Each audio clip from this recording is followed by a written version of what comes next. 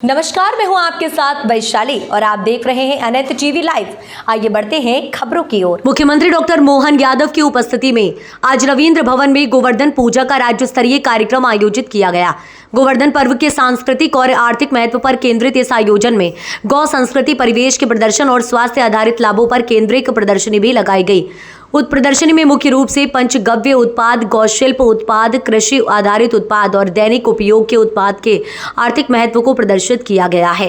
मुख्यमंत्री डॉक्टर मोहन यादव ने इस अवसर पर अपने संबोधन में कहा कि सच्चे अर्थों में किसानों की दिवाली गोवर्धन पूजा के साथ ही मनती है। गाँव की संस्कृति, गाय की संस्कृति का अनुभव ही अलग है। वेदों के माध्यम से भी हमें यह शिक्षा मिलती है, माँ और गाय हमेशा ही पूजनीय है। सीएम बोले कि भारत की देशी नस्ल गाय सबसे बेहतर है। डॉक्टर यादव ने कहा कि मेरे घर के अंदर का अनुभव बता रहा हूँ। मेरे घर में मालवी गाय थी जिससे कभी दूध निकाल लो। सीएम ने कहा कि गौवंश में हम तीसरे नंबर पर हैं, आने वाले समय में हम नंबर 1 पर आएंगे, संकल्प कर रहे हैं। दूध उत्पादन पर भी हम बोनस से कर रहे हैं।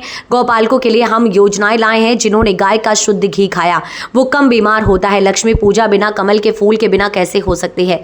सीएम बोले कि अर्थव्यवस्था के मामले में अगले साल हम जापान को छोड़ देंगे। आज गोवर्धन पूजा का आयोजन पूरे प्रदेश में एक साथ हो रहा है। हमारे अपने देश में, प्रदेश में कृषि प्रधान देश और कृषि प्रधान प्रदेश, ऐसे में कृषि की आय के साथ साथ पशुपालन करते हुए दूध उत्पादन को बढ़ावा देने के लिए सरकार इसको एक आंदोलन के रूप में ले रही है। इसलिए हमने पूरे प्रदेश में गोवर्धन पूजा का आयोजन भी किया है। पूरा समाज मनाता तो सरकार दूर कैसे रह सकती है।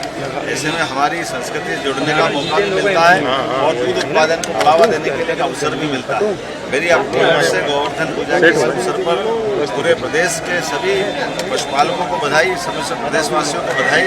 भगवान कृष्ण ने भी 5000 साल पहले अपने नाम के साथ गोपाल गाय को लगाकर आनंद उठाया था।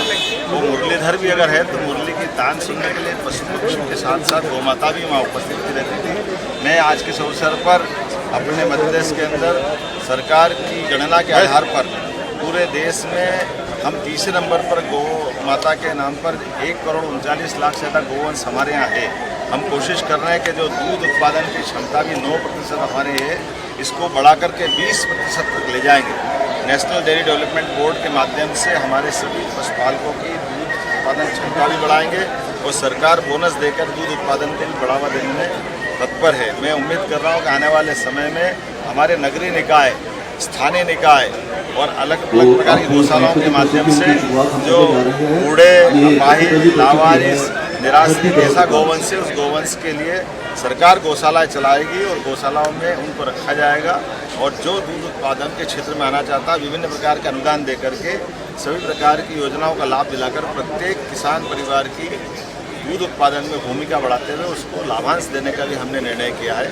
मेरी अपनी ओर से पूरे आयोजन की बधाई। सर, गाय को काफी समय से राज्य माता का बने रहने के लिए ये कार्यक्रम हो रहा है, जबकि जमीन आए ना वो भी पूजा करने वालों को क्या शर्म आ रही है, तो वोट में चला जाएगा। सर,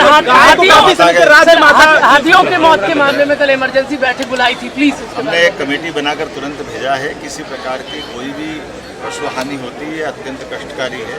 मेरी जानकारी में आया था कि हाथियों के घटनाक्रम में तो मैंने वरिष्ठ अधिकारियों को कहा कि इसके नीचे तक जाकर जानकारी निकाले। आमतौर पर ऐसी घटना होती नहीं है, लेकिन एक घटना हुई है जिससे हम सबके, मेरे मन में भी बहुत इस बात की पीड़ा है।